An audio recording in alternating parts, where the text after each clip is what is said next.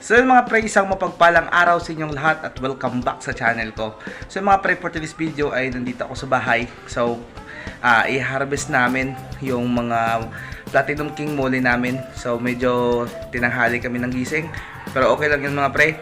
So ngayon nagde-drain ako doon sa labas at si Mrs. naman ay nagbabawas ng mga tubig sa ref tub ng aming mga gapi.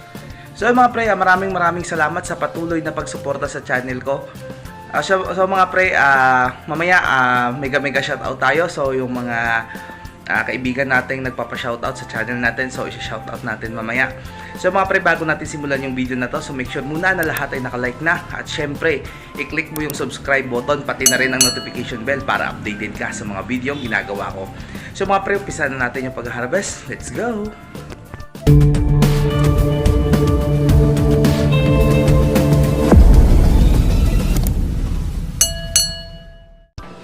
So yun mga pre, ito, nagde-drain tayo.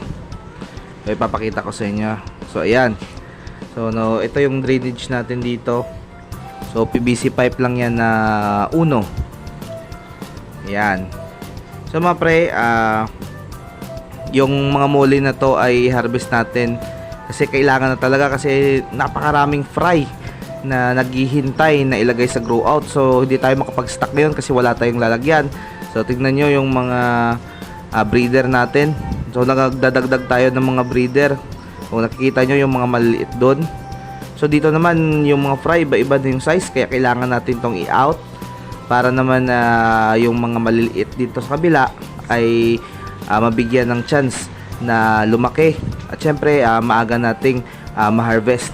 So yun mga pre, habang naghihintay tayo mag-drain yung pond ng ating Platinum King mole, so papakita ko sa inyo. So tingnan nyo, napakaraming fry na naman ulit ng ating mga sorted moles dito. So pangatlo ko na to mga pre na kuha ng fry. So marami pa rin.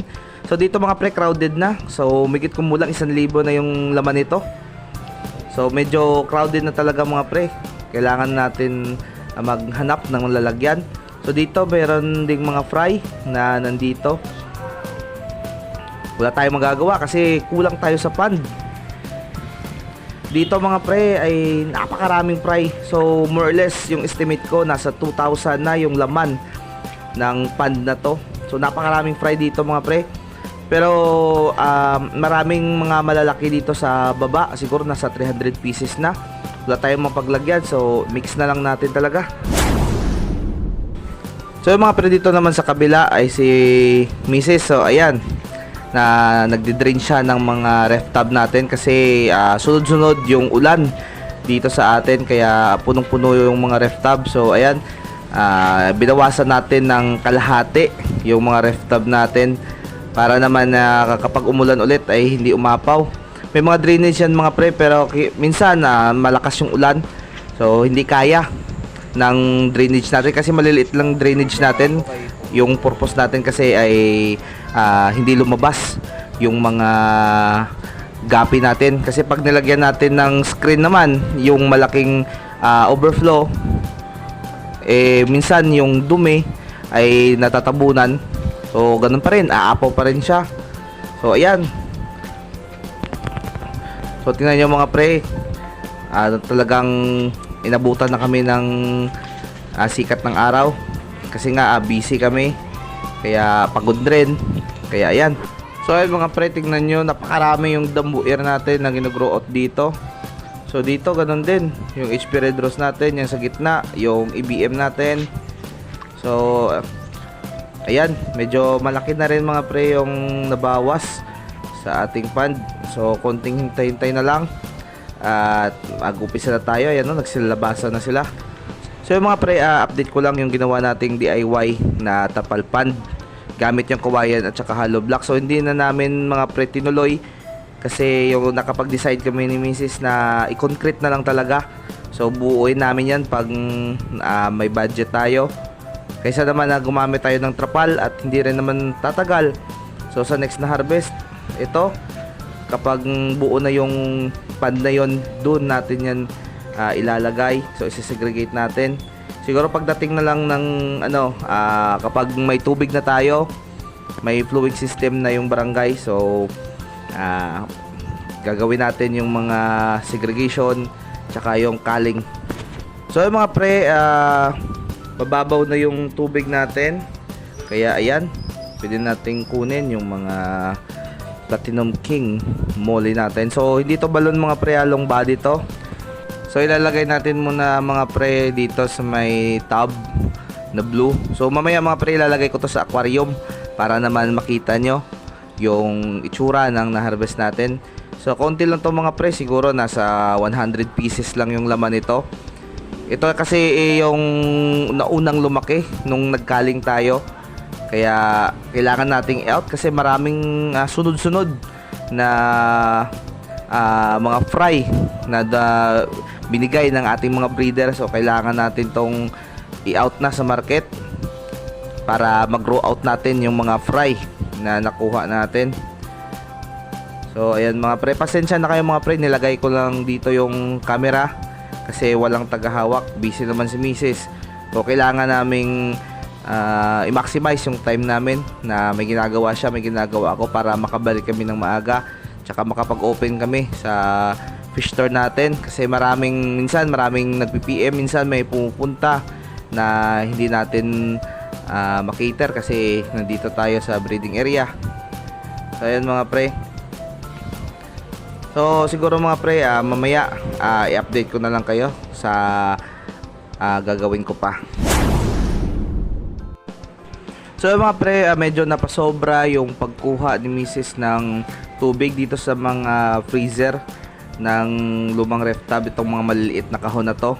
So dinagdagan muna natin kasi baka mamaya ay masakit yung sikat ng araw tsaka uminit yung tubig at mamatay yung mga gapi natin kasi nandito yung mga fry na nakuha ko nung nakaraan, 3 batch yun. So yan, nandito yan. So mga pre, tuturuan ko kayo sa ginagawa ko dito kapag grabe yung ulan. So para hindi magkasakit at magka-white spot yung mga gapi natin. So nilalagyan ko ng bagay na to. So mamaya mga pre, papakita ko sa inyo, update ko na lang kayo. So ito mga pre, ang mahiwagang asin. So ito yung sinasabi ko. So naglalagay tayo ng asin mga pre kapag grabe yung ulan. So yung asin kasi mga pre ay isa rin sa nagpapaneutralize ng pH level ng ulan. At isa pa, antibacterial to mga pre. So ito yung natural antibiotic ng mga isda natin. So pasensya na kayo, walang tagahawak ng camera kaya pabalik-balik tayo. So ayan. So mga pre, ubusin ko lang, lagyan to ng asin. So update ko na lang kayo mamaya.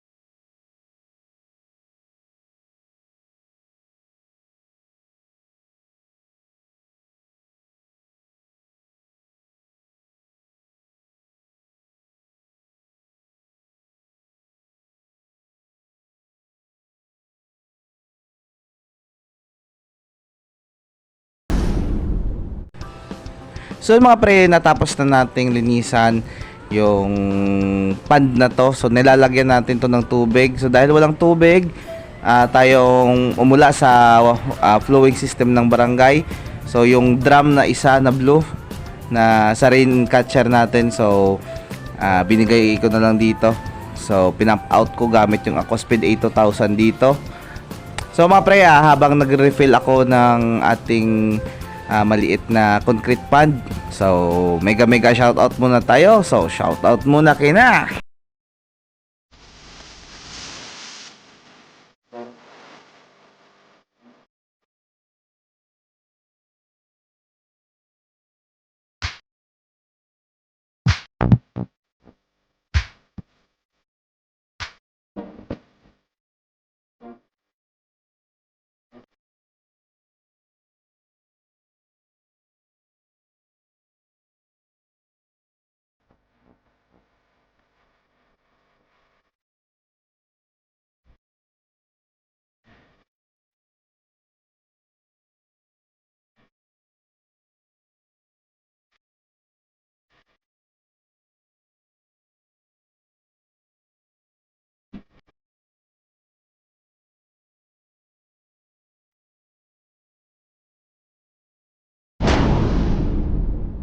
So yung mga pre, natapos nating balutin yung ating Platinum King muli. So yung nakuha natin yung almost semi breeder na ay 32 pieces. Tsaka yung mga Juby size ay nasa 43 pieces. So ayan na sila sa plastic.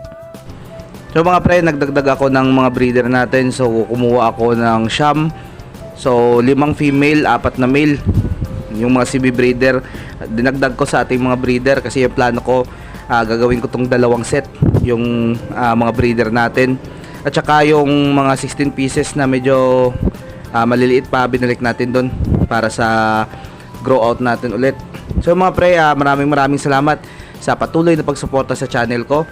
So patuloy lang po na pag-share ng ating mga video, at syempre huwag kalimutang i-like, comment and subscribe. So mga pre, hanggang dito na lang muna yung video natin. So maraming salamat sa panonood. God bless us all and bye-bye!